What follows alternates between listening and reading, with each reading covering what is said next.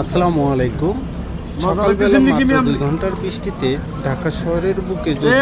বুক পর্যন্ত পানি হয় তাহলে বুঝতে পারছেন উত্তর অঞ্চলের বন্যা পরিস্থিতি এবং বিভিন্ন জেলার বন্যা পরিস্থিতি কেমন হবে।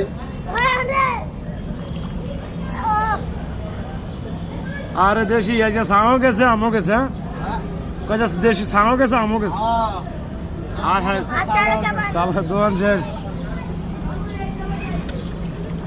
আর কাপগুলো নিয়ে আসতে দেয় না বাড়ি এসে গেছে এই এদিকে আর কোলবালু ছিলাম বাসায় ঘুমাইতে যাবেন বাসায় না ঘুমাইতে পারবেন এদিকে কই যা ওই দিক যা খালি দিক যা বাবা না